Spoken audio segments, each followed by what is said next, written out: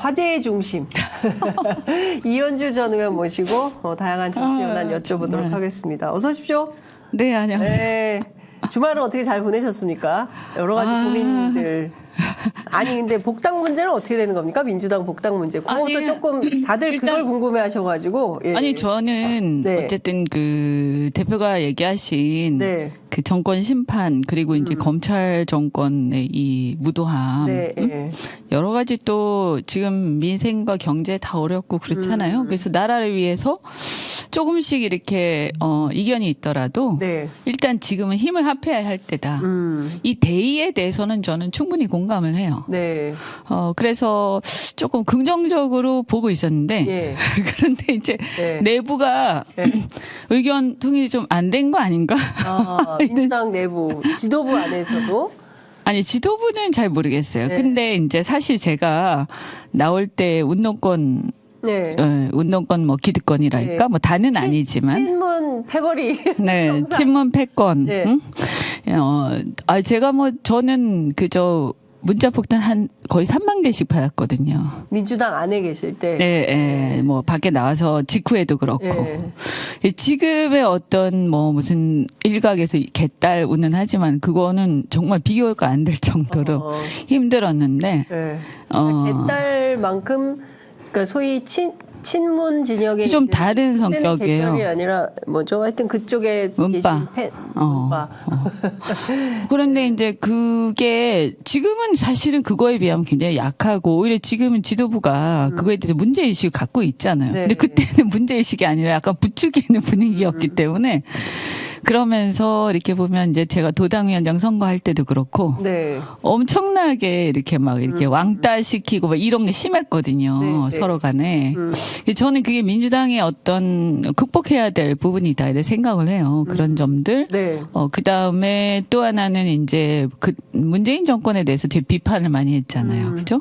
그런데 사실은 저도 막 나와서 이렇게 네. 막 그때 이제 서로 막 울컥하는 상황에서 말을 좀 심하게 한 부분들은 만약에 복당을 하게 되면 저도 좀 사과도 하고 네. 좀 풀어야 된다라고 생각은 해요. 근데 다만 그 지난 정권의 어떤 실정으로 인해서 정권 교체가 됐잖아요. 네. 그래서 이 부분에 대해서 많은 중도층이나 이렇게 무당파들이 예. 의구심을 갖고 있거든요. 이렇게 표를 심판을 하고 싶어도 예. 민주당이 표를 줄 거냐 말 거냐에 대해서 다 멈칫한단 말이에요. 네. 제 주변도 그렇고. 그래서 이건 어차피 좀 저는 극복해야 될 네. 또 부분이 있기 때문에 예. 여하튼 그런 그러니까 뭐 운동권의 그 네. 기여는 인정을 하지만 네. 일정하게 너무나 이제 그것만으로 민주당, 그러니까 제1야당이 가기에는 지금 사실은 국민적 지지를 받는데 한계가 있거든요. 그래서 제가 볼 때는 민주당의 혁신 과제 중에 하나다. 그런 것들을 신구 조화를 통해서 세대 교체를 좀 밀어내고 네. 어떻든 그 새로운 세대들의 어떤 세계관. 그러니까 네. 뭐 저는 7, 8, 9세대 맞이잖아요. 네. 제 7, 8, 9 98세대 뭐 이런 얘기 제가 처음으로 했거든요. 우리나라에서. 사실 정치인으로서는 좀 오래됐지만. 그래서 그 7, 8, 9세대로의 어떤 세대가 조금씩 교체되면서 어느 정도는 조화를 이루어야 되지 않냐. 그래서 민주당의 변화, 네. 혁신, 뭐 이런 것들. 그런 것들이 제가 가게 되면 어차피 저한테 그런 걸 기대해서 그런 거 아니겠어요? 네. 자기들하고 똑같으면 제가 왜 필요하겠어요. 그죠? 그래서 그런 역할을 제가 해야 되기 때문에 그런 것을 이제 할 수 있을까? 네.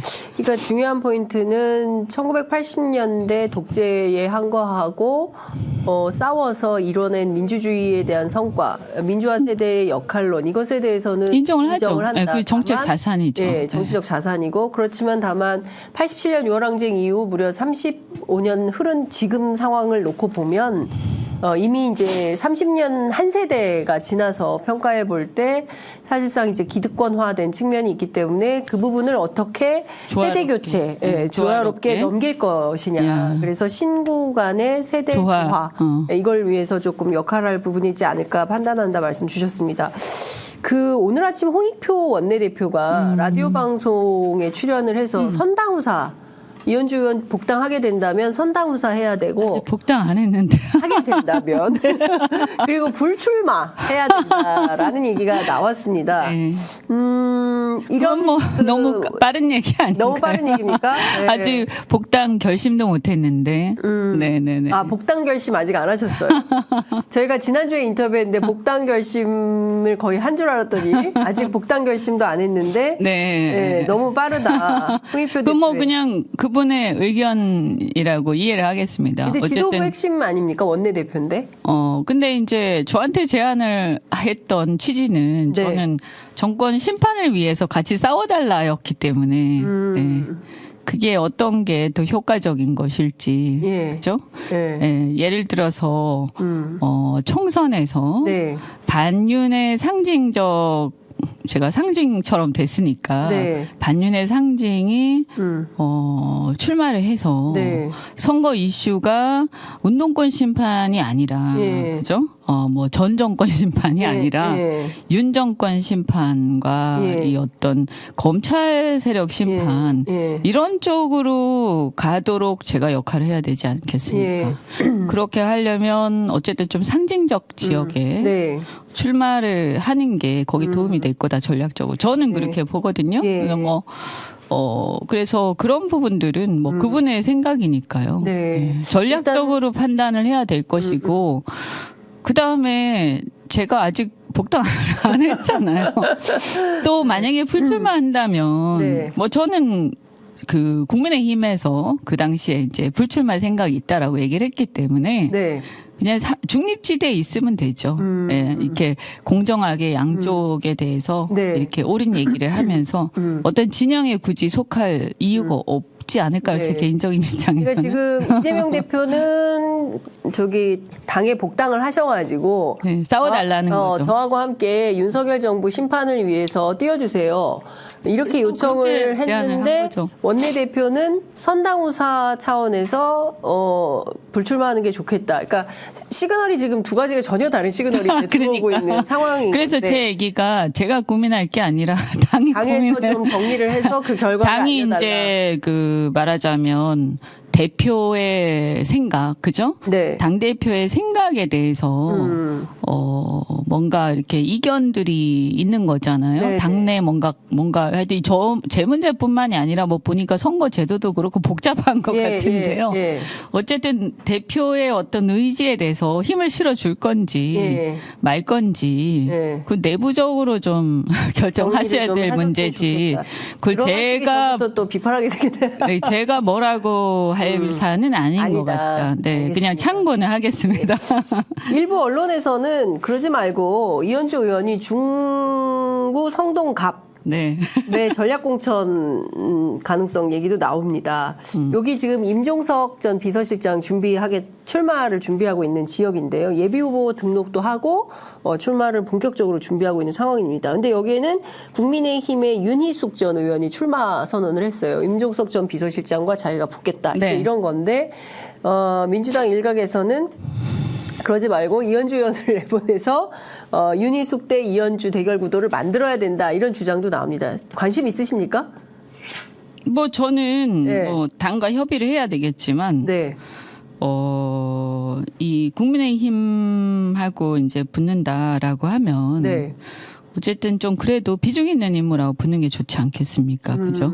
그러니까 뭐 당에서 만약에 그렇게 얘기를 한다면 제가 아마 긍정적으로 검토를 해야 되겠죠. 당에서 이런 입장이라면 긍정적으로 검토한다. 그러니까 당의 입장이 중요하겠죠. 당의 입장이 중요하다. 예를 들어서 뭐 아까 상징적 장소, 상징적 지역. 에서 좀 정권 심판의 역할을 하고 싶다 이런 말씀 드렸잖아요. 그러니까 이게 이제 제 의사는 그 정도. 그러니까 좀 그러니까 의미 있는 장소. 의미 있는 장소로 의원님께서 구체적으로 물어보시지 마시고 왜냐하면 다 이해관계들이 있기 때문에 조심스럽고요. 또 그 부분은 제가 할 부분보다는 당이 또 결정할 전략적인 여러 가지 그런 게 있을 테니까 여하튼간에 제가 지금 현재 반윤의 상징적 사람이고 그 다음에 이 윤석열 정권을 심판하는 데 있어서 적어도 제 생각에는 이전 정권에 책임이 있는 분들보다는 훨씬 네. 저는 좀 거기에서 좀 자유롭죠. 그죠? 오히려 이전 정권도 제가 비판을 해왔던 사람이기 때문에 예. 저한테는 문재인 정권의 어떤 뭐 어떤 약점이랄까요? 거기에 대해서 국민이 실망했던 부분들을 저한테는 말을 할 수가 없죠. 예를 들어서 부동산 문제 저도 똑같이 비슷하게 비판을 했었기 때문에 예. 윤희숙 의원이 저한테는 얘기하기 어렵죠. 오히려 네. 제가 윤희숙 의원한테 네. 왜 그 윤석열 정권의 문제에 대해서 비판을 제대로 안 했냐, 못 했냐. 응? 그것이 옳다고 생각을 해서 그랬던 거냐, 아니면 침묵을 지킨 거냐. 라고 제가 얘기할 수 있겠죠. 네. 그러니까 오히려 유니스 공격수로서의 역할이 더. 그다음에 클 이제 거다. 그분은 어쨌든 경제학자인데요. 네. 저는 이제 그 경제인 출신이잖아요. 네. 예. 그러니까 뭐 그렇게 깊게 들어가진 않겠지만 예. 뭐 어쨌든 경제 관련해서도 정책적으로 얼마든지. 네네. 예. 그래서 다른 요소보다 네. 그냥 정권 심판 프레임 이것이 순수하게 작동할 수 있도록 하는데 네. 좀 도움은 되겠죠. 그죠? 근데 뭐 그것은 제가 결정할 사안은 아닌 네. 것 같아요. 그렇다고 뭐. 예컨대 지난번에 저희 프로그램 출연하셔서 이제 부산의 민심을 전해주신 바 있습니다. 네네네네. 부산은 좀 다르다. 그래서 부산에서는 부산 민주 진영, 부산 민주화 운동 진영은 그냥 완전히 수도권과 호남하고 조금 다른 차원이기 때문에 네네네. 보수적 유권자들의 어떤 민주 보수. 보수를 그 상징하는 차원에서 부산 도전 뭐 이런 건 어떻게 보세요? 그것은 지역을 도전하기 이전에 네. 당이 네. 스펙트럼 먼저 결정해야 된다고 봐요. 스펙트럼을 먼저 그게 민주당이 영향을 미칠 거예요. 네. 그러니까 뭐냐 하면 민주보수라고 말씀드렸잖아요. 네, 네. 그래서 부산의 민심들이 지금 민주주의에 대해서는 TK보다 훨씬 더 민감하기 때문에요. 그래서 이 권위주의적 어떤 독재나 어떤 권위주의적 통치에 대해서 상당히 민감합니다. 네. 그래서 반발이 심해요. 그런데 이제 그러면 여기서 표를 찍어야 되는데 네. 3당 찍을 거냐, 민주당 찍을 거냐, 이거 아니겠습니까? 그죠? 네. 아니면 안 찍을 거냐, 그냥 기권해 버릴 거냐. 이건데, 민주당을 찍는데 주저하게 되는 가장 큰 요소가 네. 지난 정권 때의 어떤 실정들이거든요. 그 기억이 아직 생생하게 남아있는 거죠. 얼마 안 지났으니까. 네, 네. 그죠? 그래서 그 부분에 대해서 극복할 여지가 있냐. 그러니까 민주당이 표를 찍어줬을 때, 네. 민주당이 또다시 과거처럼 이렇게 하는 거 아니냐. 이런 얘기가 심심찮게 있고. 네. 그 다음에 또 하나는 이제 물론 대북 관계에 대해서 저는 이 윤석열 정권처럼 이렇게 적대시하는 것은 옳지 않다라고 제가 네, 계속 비판을 했어요. 예. 다만 근데 부산의 어떤 민심은 좀 그런 면에서 굉장히 보수적이고 대북 관계에서 실향민들이 많으시니까. 그렇죠. 네, 예. 피난지잖아요. 그래서 적어도 대북 관계에서 민주당의 기본적인 노선을 지키더라도 예. 북한이 어떤 그 안보 면에서 상당히 이제 그 불안정하지 않습니까? 그래서 여기에 대해서 철저한 어떤 안보 의식, 네. 그 다음에 북한에 대한 경계. 네. 예, 그래서 당근과 채찍을 병행하는 상당히 전략적인 모습. 예. 이런 것들 그냥 너무나 낙관적이고 이상주의적인 모습이 아니라 좀 예. 믿을만한 믿음직한 모습. 예. 이것을 보여줄 필요가 있는 거죠. 그래서 제가 볼 때는 부산뿐만이 아니라 아마 충청도나 강원도 영서지방 정도도 비슷할 거라고 보는데요. 네. 이렇게 약간 중도 보수 색깔이 있는 지역들, 민주 보수들 네. 같은 경우에는 네. 그러니까 이제 천안이라든가 이런 그 충남 같은 경우도 상당히 그 반일 감정이 강하고 민주주의나 어떤 주체성이 강한 반면에 실제는 또 보수화돼 있거든요. 또 지방이니까. 네. 그래서 이런 지역을 공략을 할 때는 기본적으로 그래서 이 어떤 그 금방 말씀드린 그런 부분에 대해서 민주당이 변화하는 모습을 보여줘야 돼요. 그래서 상당히 그렇게 완전히 이동하진 않더라도 네. 상당히 유연한 모습. 그러니까 그래서 북한에 대한 태도. 그렇죠. 이게 그냥 상당히 전략적이고 굉장히 이렇게 그냥 낙관적이기만 한 과거 같은 그런 모습이 아니라 네. 그냥 전략적이면서 냉철하고 당근과 채찍을 병행할 수 있는 그래서 믿음직하다. 그러니까 저는 과거에 DJ 같은 경우 상당히 믿음직했던 것 같거든요. 근데 이제 지난 정권 때 사람들이 그 부분에서 흔들렸던 것 같아요. 민주 보수 진영에서는 네, 적어도. 그래서 그 사람들한테 그렇게 좀 믿음을 다시 줄 수 있는 그런 어떤 변화, 그 다음에 어떤 액션 네. 또는 이제 이제 모토, 그다음에 경제 분야에 있어서 현실성 있는 정책들. 그때 부동산 정책이라든지 너무 나이브하게 조급하게 막 하다가 네. 사실상 결과적으로 실패했다고 평가받지 않습니까? 이런 부분들에 대해서 네. 건강한 자본주의를 추구해가는. 그래서 시장 경제의 틀 속에서 네. 건강한 자본주의 추구해 가면서 이런 중산층들의 개인적 욕망을 부정하지 않는 네. 그런 부분들에 대한 고민 그리고 거기에 대한 충분한 어떤 그 약간의 이미지 변화 네. 이런 게 필요하다. 이런 게 필요하죠. 네. 그래서 부산뿐만이 아니라 충청도도 그렇고 그 뭐 네. 누가 출마하고 이런 게 중요한 게 아니고요. 네. 그런 메시지가 중앙에서 네. 당 지도부에서 네. 나왔을 때 네. 저는 이 민주보수가 움직인다. 네. 근데 지금 민주보수들은 보면 심판을 할 준비가 돼 있어요. 아, 그러니까 여론조사 지표가 왜냐하면 너무 비민주적이거든요. 예, 예, 너무 예. 반민주. 심판할 준비가 돼 있는데 이거를 심판을 그러니까 기권해서 할 거야? 아니면 민주당에 표를 민주당 줄 거야? 3당 줄 거야? 예. 근데 이제 3당을 지켜봤는데 3당이 지금 성이 좀 안 차는 상황이에요. 근데 민주당을 주자니 그런 부분에서 주저하게 되는 거죠. 네, 그래서 확실하게 찍을 수 있을 만한 어떤 조건을 믿음. 민주당이 만들어줘야 된다. 그렇죠. 그래서 저는 만약에 제가 복당하게 되면 네. 그런 점에서 제가 도움이 좀 되겠죠. 그러니까 그런 것들에 대해서 제가 좀 그래도 많이 경험을 했으니까 예, 예. 아니 근데 조언을 많이 해줄 수 그 있겠죠. 지금 주말이 지났잖아요. 지난주에 이재명 대표하고 통화한 사실이 저희 뭐 다양한 경로를 통해서 확인이 좀 된 거고 너무 늦어지면 또 안 될 것 같은데 이번 주에는 어떻게 결정이 나는 겁니까? 저는 뭐 빨리 이제 너무 늦지 않게 결정해야 되지 않을까 예. 하고 그리고 또 당원들이 많이 기대하고 예. 있는 것 같아요. 지지자들이 네, 그죠? 네. 그래서 어쨌든 좀 잘 결정하고 싶다. 네. 그리고 대표도 많이 힘들 것 같은데 지금 상황을 보면 네. 뭐 제 문제뿐만이 아니라 네. 보면 뭐 선거제도 문제도 그렇고 그리고 당내에서 막 이게 탈당도 막 하시고 뭐 여러 가지 이렇게 뭐가 잘 일사불란하지 않지 않습니까? 그래서 내부가 정말 복잡하고 네. 대표가 이제 국회의원을 이제 어떻게 보면 초선이다 보니까 예, 예. 이 다선들과 어떤 좀 기득권이 있는 의원들 사이에서 이렇게 막 시원하게 못하는 점이 있구나. 아, 조율이 잘 안 되는 면이 있구나. 그러니까 이제 이렇게 딱 일사불란하게 네. 안 되고 약간 이렇게 좀 대표 네. 뜻에 좀 반할 때도 있는 것 같고요. 네, 네, 네. 그래서 이게 굉장히 힘겨운 부분이 있구나 하는 점을 봤어요. 제가 요새 이제 한 며칠 동안. 이재명 대표 주변을 살펴보니까. 그러니까 그전에는 뭐 저는 그냥 밖에 있는 사람이니까 네. 크게 관심 없이 네, 그냥 네. 겉으로 드러나는 것만 봤는데 네.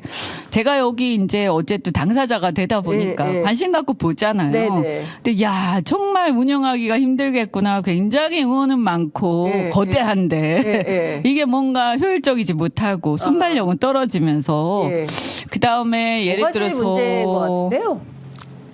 그냥 이런 거죠. 뭐 네. 제가 볼 때는 너무 중구난방인 거죠. 그러니까 각자의 의견들이 너무 강하고 네.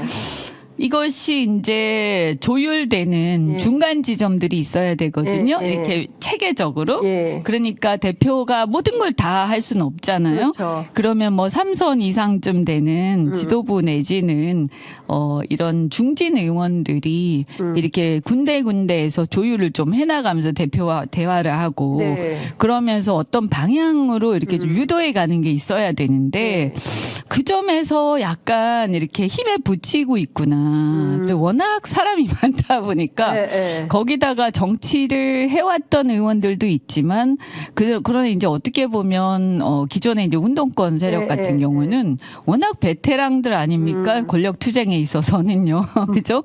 그 다음에 이제 소위 비명이라는 분들도 지난 정권 때 핵심이들이기 때문에 정권도 잡아보고 굉장히 정치적으로 노련한 사람들이죠. 네. 반면에 이제 이재명 대표는 제가 볼 때는 매우 이제 행정가로서는 경험을 많이 쌓으셨지만 네. 이 정치권 안에 이 복잡다단한 부분에 대해서는 노련한 부분은 조금 굉장히 좀 힘겨울 수 있거든요. 네, 네. 또 나쁘게 얘기하면 좀 당할 수도 있는 거고요. 이재명 대표가 당할 수도 있어요. 아니 그러니까 네. 어쨌든 이렇게 네. 이 여러 가지 또 노회한 부분도 네, 있을 수 네. 있지 않겠습니까? 예, 예, 예. 그러니까 한마디로 얘기하면 기득권이 없는 거죠 정치권에. 그래서 그거를 저는 잘 몰랐는데 기득권이 없네 이런 뭐 좀 다르네 옛날에 네, 그 아주 베테랑 뭐라고 해야 되나요? 그 다선의 국회의원들이 하던 거랑 그래서 행정가로서 훌륭한 많은 실적을 쌓으시긴 했지만 이제 이번에 대표가 딱 되면서 거기다가 대통령 주자로서 후보로서 매우 이제 치열한 한가운데 딱 들어가 있는 거잖아요. 그러니까 굉장히 힘겼구나. 그런데 잘해보고자 하는 의지는 있는 것 같으니까 네. 어떻든 간에 뭐 저야 뭐 어떤 누구 개인보다는 네. 제 입장에서 보면 저는 이렇게 생각하거든요. 지금 양당제가 어쨌든 골간인데 네. 한국에서 그런데 그 국민의힘이 지금 완전히 망가져 있는 상태고요. 나라가 바로 서려면 네. 이럴 때 이제 제1야당이 바로 서야 되는데 네. 예. 제1야당이 이러면 안 되는데 조금 이렇게 정말 국민적 민심, 지금 국민들 네. 너무 어렵거든요. 그러니까 국민들의 삶을 향해서 정말 진정성 있게 조금은 더 일사불란하게 가셨으면 좋겠다. 네. 이런 생각이 들죠. 그래서 그런 부분을 도움이 되면 좋겠다. 뭐 이재명 대표 개인을 위해서가 아니라 네. 어떤 전체 대한민국의 어떤 정치 나라 발전을 바로 위해서. 서는데 네. 그 지금 추미애 전 법무부 장관이 여러 사람들에 대해서 이제 불출마 요구를 하고 있는데 그 핵심 중에 한 분이 임종석 전 비서실장, 노영민 전 비서실장. 그리고 또 이인영 의원, 뭐 이런 등등 소위 이제 통일부 장관이죠. 문재인 정부 인사들의 출마 문제에 대해서 당내에 뭐 현안이 되고 있는 것 같은데 이건 좀 어떻게 보세요? 글쎄 뭐 이거는 제가 또 상세한 그 배경을 사정을 잘 몰라서요. 네. 그런데 이제 아마 이런 취지겠죠. 이게 프레임 문제인데 현재 이제 분명한 국민들의 민심은 네. 정권 심판이거든요. 그다음 검찰 정권에 대한 견제고요. 네. 검찰 세력에 대한 견제. 그런 것들인데 그래서 국민의힘을 심판하자. 윤석열 대통령을 심판하자. 근데 이제 국민의힘 입장에서는 이 프레임을 뒤집기 위해서 굉장히 애를 쓰고 있는 거죠. 네. 그래서 한동훈 위원장을 내세우면서 미래 권력 운운하면서 권력이 3년 이상 남았는데도 네, 불구하고 그렇죠. 계속 마치 윤석열 대통령이 아니라 한동훈 위원장에 대한 심판인 것처럼 국민을 이제 약간 현혹시키는 예, 예. 그것도 있고 그다음에 운동권 얘기를 계속 네, 하고 있죠. 그래서 운동권 심판 얘기를 한동훈 위원장이 거의 날마다 하는 것 같아요. 매일 마이크가 있을 이게 때 근데 항상. 저는 매우 위험하다고 보는 게 네. 어쨌든 간에 지난 정권 때 이제 주류 세력이었잖아요. 운동권이. 네. 그죠? 그런데 여기에 대해서 국민적 그 시각이 그렇게 썩 좋지는 않아요. 그러니까 뭐냐 하면 그분들의 정치적 자산은 인정하지만 네. 새로운 시대, 새로운 대한민국을 열어나가는데 그들의 세계관이 그들이 이제 바뀌면 모르겠지만 그들 스스로 혁신하면 모르겠지만 이 상태에서 그 운동권적 세계관이 과연 대한민국의 미래를 이끌어갈 수 있느냐에 대해서 국민들은 저는 이렇게 좀 회의적이라고 보고요. 그래서 그 얘기를 계속하면 민주당이 약점이라고 보는 거죠. 네. 민주당의 약점. 그래서 한동훈 위원장이 계속 그렇죠. 그래서 거죠? 프레임을 계속하면서 검찰이 어쨌든 보면 약간 대립되는 위치에 있잖아요. 네. 그래서 검찰 세력 프레임, 검찰 정권 프레임을 뒤집는 그 프레임이 바로 운동권 프레임이거든요. 네, 예. 그래서 여기 말리면 말려서 이 길로 그냥 이슈가 가버리면 망하는 거죠. 망하는 길이다. 망하는 거죠. 네. 그래서 그다음에 이제 예를 들어서 이번 정권하고 지난 정권하고 이번 정권 심판인데 이거를 상쇄하기 위해서 네. 문재인 정권 심판을 들고 나오는 거예요. 이거는 왜 이게 사실은 살아있는 권력 심판 안 선 건데 네. 왜 죽은 권력에 대한 심판을 얘기하지? 여기에 대해서는 이제 왜 이렇게 생각한다고 저는 보냐면 문재인 정권, 그러니까 지난 정권에 대해서 어떻게 모두가 완벽하겠어요. 그죠? 그 실정들이 있었단 말이에요. 네. 근데 이것을 민주당이 민주당이 털지를 못한 것 같아요. 그러니까 명확하게 예를 들면 부동산 정책에 뭐가 문제가 있었고 네. 이런 부분에 이제 한계가 있었고 부족함이 있었다라든가 또는 이제 뭐 여러 가지 노동 정책이 있었는데 이상은 좋았지만 네. 그것이 너무 조급하게 막 진행이 되다가 현실에서는 결과가 엉뚱하게 나타났다. 뭐 이런 네. 것들 여기에 대해서 민주당이 이것을 제대로 평가하고 성찰한 적이 국민들 기억에 별로 안 나거든요. 그러다 보면 네. 이 제 주변에 이렇게 얘기들 많이 하세요. 특히 무당파들이. 네. 그러니까 말하자면 윤석열 정권 막 심판하고 싶은데 또 찍기도 했고. 네. 그런데 심판을 해야 되겠어. 그런데 야 민주당 찍자니 예전에 그게 생각나. 어떻게 될 것 같아? 앞으로 어떻게 할 것 같아? 만약에 다수당이 되면. 민주당이 네, 그러다가 만약 집권까지 하게 되면 네. 다시 반복되는 거 아닐까? 아니야? 여기에 대한 얘기 되게 많이 하시거든요. 그러니까 유능함에 대한 그렇죠. 불신인 거죠. 예. 과연 민주당이 유능한 거야? 뭐, 준비가 돼 예. 있나? 뭐 이런 거. 그렇게 적어도 지금 완성된 상태는 아니죠. 그 방향으로 가고 있나? 예. 우리 믿어도 돼? 이 질문이 항상 따라와요. 그러면 제가 볼 때 여기에 대해서 답이 전혀 안 돼. 그러니까 완벽하진 못해도 그래도 노력하고 있잖아는 돼야 네, 되거든요. 네, 네. 근데 그게 안 되면 어떻게 되냐면 그냥 야 3당 찍어버려. 그냥 상당 찍어. 예. 찍자. 아니면 그래도 한 번 더 밀어주자. 진짜 국민의힘에. 네, 한 번 더 밀어주고 네. 정당 득표는 3당 찍자. 네. 이렇게 될 가능성도 상당히 있어요. 아니면 투표하지 말자. 네. 그래서 어쨌든 민주당 입장에서는 적어도 지역구는 민주당 찍어주길 바랄 거 아닙니까? 네. 그래서 여기에 관건이 저는 그 두 가지 프레임을 극복하느냐. 네. 운동권 프레임, 그 다음에 지난 문재인 정권에 대한 심판 프레임. 그래서 이게 사실은 뒤집힌다는 건 말이 안 되는 거예요. 네. 제가 볼 때는 정상적으로 가면 윤석열 정권 심판 프레임, 네. 그 다음에 검찰 세력 심판 프레임으로 가야 되거든요. 네. 예. 그런데 이제 이 앞에 부분에서 어느 정도는 민주당이 이거 조금 극복했다. 라는 하는 걸 걸 보여줘야 보여줘야죠. 된다. 그러려면 이분들이 출마하면 안 되겠네요. 그거는 뭐 본인들이나 당에서 결정할 문제. 결정하면 전략적 제가 아직 복당도 안 한 당도 안 한 입장에서 상태에서 말하기 이러쿵 저러쿵 말하기는 제가 이것 좀 여쭤보겠습니다. 그러니까 지금 앞서 말씀하신 대로 이게 검찰 세력과 윤석열 정권에 대한 심판 선거가 되어야 되는데 지금까지 진행되는 여론조사의 추이를 보면 윤석열 대통령과 한동훈 비대위원장의 디커플링 현상이 생기는 거예요. 그래서 그러니까 윤석열 대통령에 대한 국정 운영 수행 지지도는 여전히 30% 박스권에 갇혀 있고 국민의힘 지지도도 그렇게 오르진 않아요. 그렇지만 한동훈 위원장의 인기는 굉장히 높아지고 있고 호감도 역시도 그러니까 높아지고 있다. 반대로 민주당 같은 경우에는 지지율이 정체 또는 하락 상황이고, 그러니까 지난주에 발표된 갤럽 조사를 보면 국민의힘이 36이고 민주당이 35예요. 그리고 무당파가 22 이렇게 나오거든요.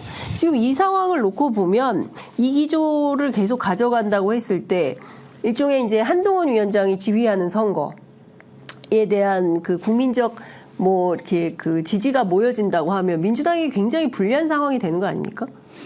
그러니까 지금까지 보면 민주당이 그냥 가만히 있어도 이기는 선거라고 다 생각을 했지 않습니까? 네, 윤석열 심판만 하면 되는. 왜냐하면 지난 강서구청장 선거가 그랬으니까. 네. 그리고 그게 크게 바뀌지 않아야 되거든요. 네. 그리고 실제 윤석열 정권 심판 선거죠. 네, 맞습니다. 그렇죠. 네, 중간평가. 아니 뭐 3년이 남았잖아요. 네, 네. 근데 어떻게 그게 바뀝니까? 저도 계속 그렇게 얘기를 하고 있고.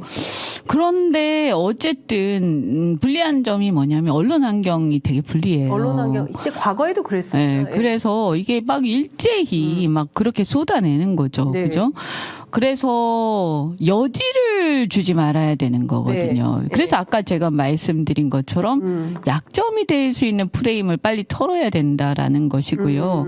그 다음에 이제 예를 들어서 지금 한동훈 위원장 문제는 네. 좀 이제 신선한 뭐 이런 게 있는 거죠. 그래서 이분이 자꾸 얘기하는 이제 운동권 문제, 네. 그죠? 사실은 자기 검찰 기득권이잖아요. 그래서 말이 안 되는 네, 거거든요. 검찰 기득권이죠. 그런데 안타깝게도 이렇게 봅니다. 세간에서는 네.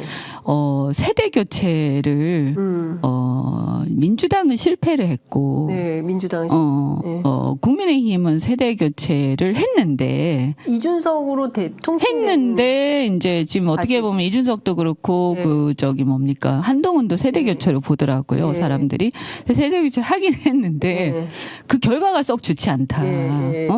그 민주당 아예 세대 교체 자체가 안 됐다. 그러니까 이 세대 교체라는 것은 저는 그냥 생물학적으로 젊은 사람들로 바꾸는 의미가 아니라 세계관의 교체거든요. 세계관의 교체. 그래서 이 어떤 86으로 상징되는 민주당의 주류에서 그 밑에 세대들 7, 8, 9세대 제 이제 이하죠. 네. X세대 이하의 7, 8, 9세대의 세계관을 중심으로 해서 어떤 새로운 그 시각들, 새로운 관점들이 네. 당에 이제 이것이 묻어나고 또 어떤 그 당의 주된 세력들이 조금씩 교체되는 게 보여져야 되거든요. 네. 그래서 뭐 저는 아마 뭐 이재명 대표가 저한테 제안을 한 이유 중에 하나도 네. 뭐 그런 게 있지 않겠나. 왜냐하면 제가 7, 8, 9세대 주장을 옛날부터 했었고 사실 민주당 있을 때부터 제가 네, 그 얘기를 예, 했었고 그렇기 때문에 사실 한동훈하고 나이도 비슷하고요. 그러니까 이제 그런 점을 아마 고려를 했을 것 같다. 근데 네. 한동훈 위원장이 지금 보면 지지율에서 막 이렇게 올라가고 있는데 네. 그럼에도 불구하고 한계는 있을 거라고 봐요. 그러니까 이것이 선거 결과에 그대로 투영되는 것은 한계가 있을 것이다. 왜냐하면 지금 어쨌든 국민은 그 윤석열 정권 심판하는 그렇죠. 거거든요. 예. 근데 중요한 거는 그러면 그것을 국민들이 맨날 생각하고 있을 수 없잖아요. 그럼 그것을 각인시켜주는 책무는 야당에 있는 거예요. 그렇죠. 예. 그래서 야당이 선거 전략과 구도, 그 다음에 선수들 네. 거기에 맞게 짜야 되는 거예요. 네. 그러니까 그렇게 국민들이 생각하기가 쉽고 그런 상황에 있는데 네. 야당이 만약에 옛날식으로 그냥 예를 들어서 이번에 다 이기니까 네. 적당히 다 나가면 다 돼.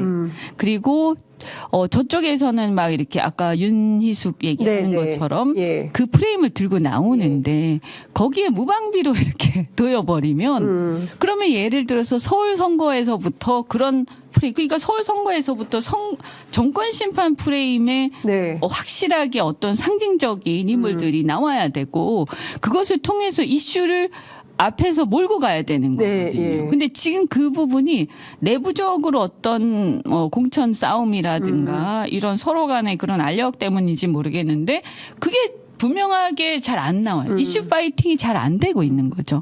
그래서 프레임이나 이 설정이 네. 잘 안 잡히고 있는 거죠. 그래서 국민들이 뭐 다 그 생각하고 있는 게 아니기 때문에 그냥 명확하게 그 방향을 쫙 몰고 가면서 그냥 딱 전선이 보여야 되거든요. 분명한 전선이 보여야 되는데 되죠. 민주당이 사실 지금 그 분명한 전선을 잘 못 좀 찍고 뭔가 좀 약간 둔한 느낌. 둔한 느낌. 이 옛날에 안 그랬던 것 같은데 네. 좀 안타깝다. 지금 이렇게 가면 혹시 저는 뭐 그렇게 생각 안 하지만 혹시 위험해질 수도 있다. 위험해질 수도 있다. 네, 민주당이 그러니까 오히려. 크게 지진 않겠지만 국민의힘이 일당 완전히 몰락을 해야 되는데 네. 살아날 수 있다는 거죠.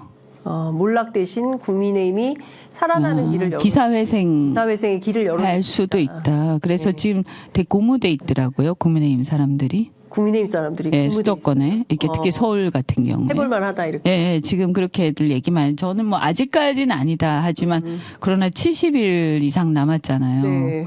그 사이에 또 무슨 일이 있을지 모르고 어쨌든 집권 여당이 뭔가 하지 않습니까? 네, 난리를 치잖아요.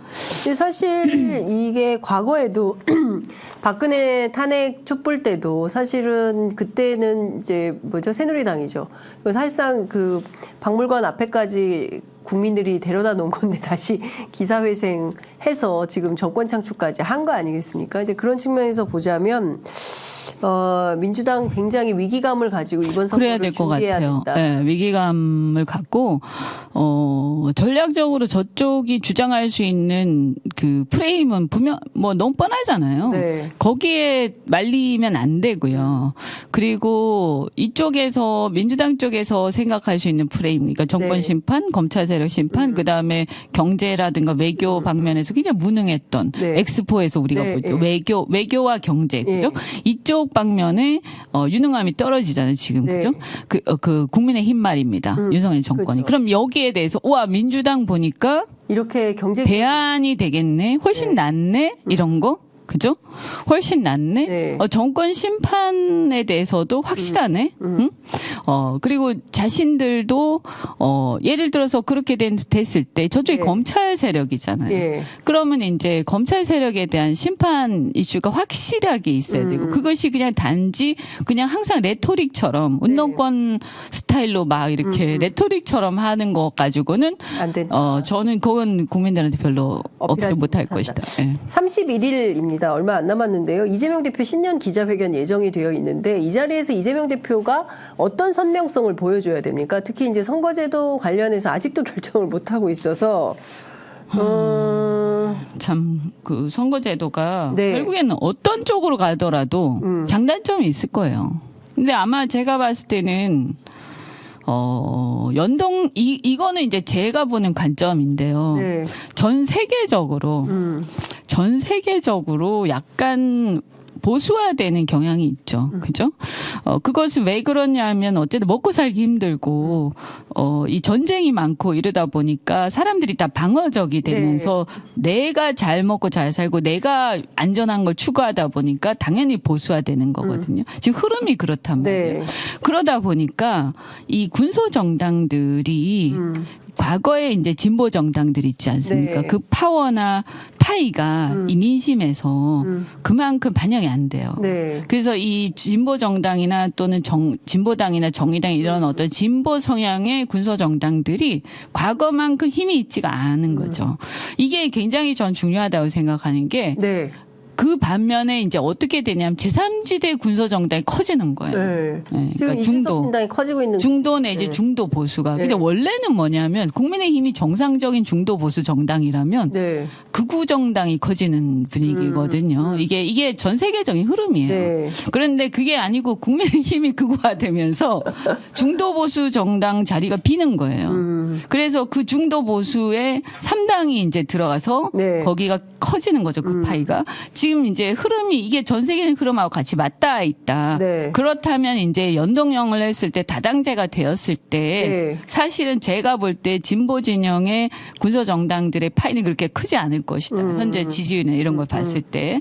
그러면 민주당이 아까 네. 계속 말씀드린 민주당이 그 어떤 중도 보수 진영을 그쪽 파이를 좀 이렇게 확장하면서 먹어야 돼요. 네. 민주당이. 그렇죠. 네. 지금 다른 데서 먹을 수가 없죠. 아니면 이쪽에 그 제3당이 민주당이 우군이 돼야 네. 되는 거죠. 그래야 정권 심판이 완성이 되겠죠. 네. 또는 이제 선거 끝나고 나더라도 뭔가 개혁 연대가 가능하겠죠. 예, 예. 근데 이제 제가 볼 때 아마 민주당의 고민은 여기 있을 거예요. 그 제3지대의 3당이 네. 민주당의 우호적이냐. 국민의힘의 우호적이냐. 그렇죠. 네. 그런데 민주당하고 싸우고 나간 사람들이잖아요. 네, 민주당하고 싸우고 나간 사람들하고 또 국민의힘하고 싸우고 나간 사람들이 합쳐진 그렇죠. 상황이. 그런 상황인데 네. 이 그룹이 나중에 어느 쪽 편을 손을 들어줄 거냐에 대해서 민주당이 확신이 없는 것 같아요.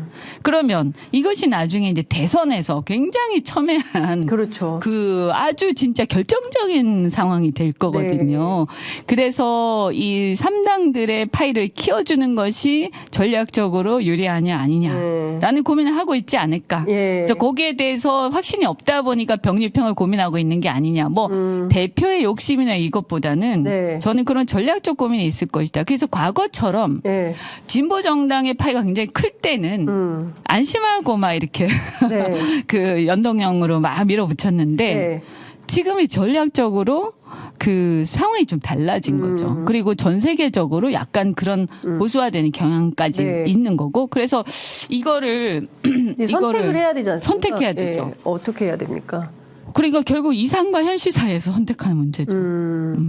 그러니까 결단하는 문제죠. 예. 저는 어떻게 하더라도 예. 이상이 아쉽든 현실이 아쉽든 둘 중에 하나는 생기는 거 아니에요. 둘 다 가지기는 어렵다. 예, 아쉬움이 있을 것이다. 그래서, 이상이든 현실이든. 네, 선택하는 문제인데 예. 그래서 제가 이렇게 쭉 보면서 재밌게 보는 게 예. 연동형을 막 주장하시는 분들은 예. 좀 이상주의자인 것 같고 예. 병립형을 막 주장하시는 분은 철저히 전략적이고 이제 현실적인. 냉철하게 예. 판단하시는 거 그런 것 같습니다. 네. 하여튼 뭐 결론은 저희가 좀 지켜보도록 하고요. 윤석열 대통령 인터뷰 신년 회견은 거의 물 건너가는 분위기고 벌써 29일이니까 신년도 아니고요. 네. 이 명품백 문제나 제기된 김건희 여사 이슈를 어떻게 해결할 걸로 전망하세요? 이게 해결이 되겠습니까? 너무 많이 아니 이게 이슈화가 돼서 그렇다는 게 아니라 네. 사안의 본질 자체가 형사 사건이잖아요. 네. 그러니까 그 피의자가 자기 스스로 네. 내가 잘못했네 할 수가 없는 거 아닙니까? 이게 그냥 예를 들어서 그냥 뭐 줄리 뭐 이런 논란 네. 이런 거랑 성격이 다르잖아요. 음. 그러니까 아마 쉽게 결정하기 어렵겠다. 네. 그러나 다만 이건 이제 저는 아마 그래도 적당하게 해명하고는 국민들 반응을 볼 것 같아요. 그래서 넘어갈 수 있을지 한번 보고. 예, 못 넘어가겠다 싶으면 어떻게 할까요? 그럼 수사 받아야죠. 수사. 예. 예. 특검. 사실은 넘어가는 것 자체가 웃기는 얘기죠. 그렇죠. 예. 아니 그러니까 사실은 상식적이라고 한다면 벌써 특검 받고 그 다음에 국민들께 제기된 이슈에 대해서 소상히 해명을 하고 사과하고 뭐 이렇게 가야 되는 거 아니겠습니까? 근데 그런 상식에서 굉장히 멀어져 있는 판단과 선택을 하고 있으니까 국민들은 답답하고 그게 다 여론 지표의 부정평가로 반영이 되고 있는 이런 상황이 아닌가 싶어요. 그러니까 저는 뭐 기자회견은 못하고 그냥 KBS 인터뷰로 끝내겠죠. 그렇게 전망하세요? 네, 그렇죠. 지금 뭐 기자회견 할 건 아닌 것 같고 인터뷰를 네. 끝낼 것 같은데 거기서 무슨 약간 해명 비슷한 뭐 이런 약간 어정쩡한 얘기가 나오겠죠. 태도로. 예, 그러면 오히려 역풍 불 가능성은 없겠습니까? 저는 그래서 별 효과가 없을 거다. 지금 그 단계는 아니다. 이미 넘었다. 그렇죠. 네. 그래서 특검 받겠다라고 하면서 뭐 그렇게 얘기하면 모르겠는데요. 뭐 특검 받되 뭐 이렇게 할 수는 있겠죠. 뭐 선거 후에 하겠다라든가. 뭐 그걸 총선 본인이 특검. 근데 윤 대통령의 평소에 그거로 네, 봤을 때 스타일로. 안 할 것 같은데. 안 할 가능성이 있다. 네. 근데 일반적이면 그 정도는 해야 되는데. 네. 네. 근데 이게 특검도 그렇지만 백 문제는 그냥 상징적인 것이고요. 예컨대 뭐 이런저런 사건들이 있어도 뭐 하나만 일어나는 게 아니잖아요. 네. 이게 지금 김건희 여사 문제는 게이트가 돼 있거든요. 게이트다. 네. 그렇게 돼 있죠. 지금 이미 게이트가 됐죠. 네. 뭐 리스크 차원 단계는 아닌 것 같아요. 제가 봤을 때. 리스크가 아니라 게이트다. 예, 왜냐하면 네. 양평도로도 그렇고요. 그쵸. 그죠? 예. 그러니까 이게 김건희 여사와 관련된 어떤 국정농단 내지는 권력 남용, 네. 직권 남용 예. 내지는 어떤 그러니까 이 권력의 사유화하고 예. 다 연계돼 있는 거예요. 그래서 예. 국민 주권 원리, 그러니까 민주공화국의 그 헌법 정신에 반하는 문제가 또 나오는 거죠. 네. 그래서 사실 수사 문제도 이 주가 조작이 뭔가 이상하다면 그리고 손해를 봤다고 그랬는데 엄청 이익을 봤거든요. 그렇죠. 이제 23억이나. 보니까 예. 그것도 재판하면서 이제 예, 국민들이 드러나고 알게 있죠. 된 거죠. 예. 대선 이후에 알게 된 사안이란 말이에요. 그래서 그때는 그냥 긴가민가하면서 넘어갔지만 지금 보니까 이건 그냥 넘어갈 게 아닌 것 같다. 이렇게 된 거고. 네. 근데 수사를 안 하고 있으니까 이 수사기관이 상명하복의 권위주의 정권 하에서 네. 수사를 선택적으로 하는 문제. 예. 여기에 대해서도 이것도 역시 직권남용 문제거든요. 그러니까 모든 게 지금 예사롭지 않은 사안들이라 이거를 네. 이게 그냥 단순하게 뭐 백 이런 게 아니라 사과 뭐 이런 게 아니라 네. 예. 그것은 하나의 빙산의 일각이고 그 빙산 전체는 네. 게이트라는 거죠. 네. 그 방금 전에 소식이 하나 들어왔는데요. 오늘 정오에 윤석열 대통령과 국민의힘 한동훈 비상대책위원장이 비공개 오찬 회동을 합니다. 한동훈 위원장이 국회에서 나가면서 기자들이 이제 물어봤는데 대통령 만나냐? 만난다. 오찬에서 무슨 얘기 할 거냐? 민생 얘기하겠다. 그런데 지난번에 서천 화재 현장에서도 한동훈 위원장 워딩을 쭉 정리해 보면 민생을 모두 6번 민생 얘기하는데 하고. 민생에 관심이 없어 보이던데. 네. 그리고 기차 1시간 타고 오면서 무슨 얘기했냐? 1시간 내내 민생 얘기했다. 이렇게 얘기했어요. 기자들이 공천 관련된 얘기할 거냐? 그랬더니 공천은 당에서 한다. 이라는 입장을 분명히 밝혔습니다. 지금 왜 만날까요? 대통령과 한동훈 위원장이 만나서 무슨 얘기를 하고자. 이 자리에 배석자가 이관섭 비서실장, 한호섭 정무수석 이렇게 4시 오찬 회동합니다. 네. 핵심 실세들이. 핵심 실세들이죠. 예. 뭐 김건희 여사 백 문제를 이제는 마무리해야 되지 않겠습니까? 백 문제 마무리용이다. 그러니까 백 문제를 비롯해서 네. 특검법 뭐 이런 것들 네. 이제 거기에 대해서 미션을 대통령이 다 들어가는 자리인가요? 그런 것 같은데 대통령이 부르지 않았겠습니까? 네. 그렇죠? 네. 그래서 뭔가 얘기를 하겠죠. 네. 그렇죠? 그래서 그 점에 대해서 이제 아까 얘기한 것처럼 KBS 그 인터뷰 같은 걸 하면서 뭐라고 입장을 얘기를 하면 예. 거기에 대해서 당의 반응 나오죠. 이런 게 조율이 돼야 윤 대통령 입장에서는 네. 얘기를 할 거 아닙니까? 네. 안 그러면 엉뚱한 얘기가 나오면 네. 곤란할 테니까 예. 그래서 그런 것들 조율을 좀 할 필요가 있고요. 그다음에 아마 거부권, 네. 이태원 참사 거부권을 행사하는 게 이제 임박했다고 그렇죠. 보잖아요. 예. 그러면 이거에 대한 거부권 이것도 별로 안 좋을 거거든요, 민심에. 예. 그래서 이걸 어떻게 할 거냐. 여기에 대해서도 아마 좀 상의를 하겠죠. 그냥 거부하면 저는 역풍이 좀 불 것 같고. 네. 이번에는 거부를 한다면 거부하는 이유와 네. 그다음에 그 어떤 재의결 요구 사항을 명확하게 좁혀서 네. 국민들이 볼 때 숭화할 수 있는 얘기를 해야 그래야 뭔가 그래도 좀 역풍이 덜할 거거든요. 그러니까 예컨대 어느 부분에 뭐가 딱 뭐 많이 말고 뭐 한 2개 정도, 2-3개 정도 이거는 우린 이렇고 우리 입장은 이렇게 하면 받아주겠다. 네. 뭐 이런 식 그러면 그 여론의 공론화가 일어날 거 아닙니까? 네. 거기에 따라서 국회가 이제 결정을 다시 재의결할 수도 있는 거죠. 네. 거부권에 대해서 그냥 바로 투표하는 게 아니라 그죠? 근데 그게 보통 이제 그렇게 하는 게 맞는데 윤 대통령이 워낙 그냥 자기중심적이라서 네. 그렇게 이렇게 상당히 이렇게 정제되게 할까 네. 하는 걱정은 좀 됩니다. 어쨌든 지금 뭐 이미 만났겠네요. 12시에 오찬회동 시작을 했을 것이고요. 아니면 뭐 그만두라고 얘기할까요? 한동훈 위원장 그만둬라. 혹시 왜냐하면 이미 눈밖에 났을 테니까 예. 별것도 아니지만 예, 불러서 그만두라고 통보하는 자리다. 어쨌든 자기 정치를 사실 당연한 건데. 예, 예. 근데 그 윤 대통령 자기 정치를 눈꽃만치도 인정 안 하잖아요. 예. 그러니까 그 자기 정치하는 게 드러난 이상은 눈밖에 났을 거란 말이죠. 네, 김경률 비대위원 거취 문제 이런 거는 이미 뭐 논란의 뭐 중대성을 떠났다 이렇게 보시는 거죠? 그건 뭐 계속 얘기하지 않았겠습니까? 근데 안 되는 거죠. 예. 여튼 지금 상황에서 대통령과 한동훈 비대위원장이 다시 만납니다.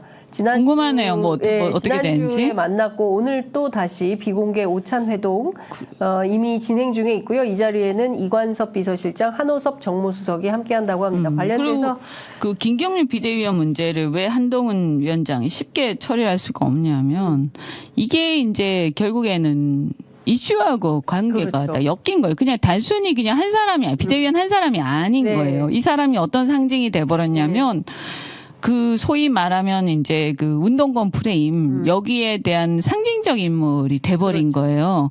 그러면서 이걸 걷어들이면 자기가 전체 총선 전략을 다시 짜야 되는 상황이 되는 거거든요. 예. 그러니까 그거는 쉽게 내칠 결정. 수가 없다. 예, 그게 그렇게 본인한테도 당에도 도움이 안 된다고 생각할 겁니다. 네, 알겠습니다. 오늘 말씀은 여기까지 들어야 될 것 같습니다. 그 언제 입당 기자회견 하실 때 알려주세요. 아니 근데 제가 보니까 네. 참 당원들은 상당히 많이 환영하고 네. 또 이렇게 기대를 하는 것 같아요. 그래서 저도 그게 아니면 사실은 뭐 내가 왜 뭐 네. 그렇잖아요, 그죠?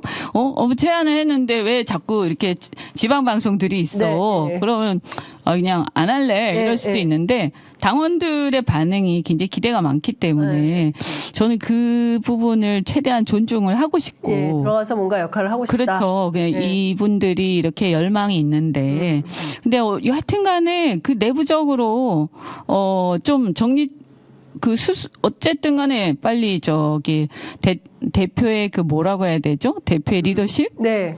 대표 리더십으로 좀 뭐 설득을 하든 제압을 하든 아니면 뭐 어떤 결단을 내리든 예. 그죠? 뭐 저는 그 사이에 이재명 대표로부터 연락은 없었습니까?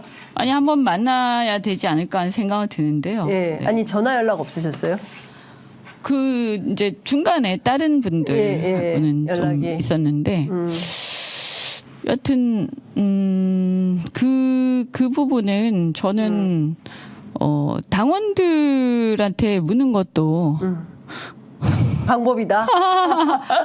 예. 묻든지 아니면 뭐 어쨌든 간에 의원들이나 어떤 특정 세력의 의사가 뭐 어떤지 모르겠지만 그죠? 네. 거기에 대해서 제가 왈가왈부하시는 건 아니지만 네. 그래도 당원들의 의사가 중요하지 않나. 전당원 투표 필요하다고 보세요? 저 때문에 할 필요는 없죠. 할 일이 있으면 할 일이 있으면 할 일이 있으면 한번 물어보든지. 알겠습니다. 예. 네. 오늘은 여기까지 하겠습니다. 말씀 잘 들었습니다. 감사합니다. 고맙습니다.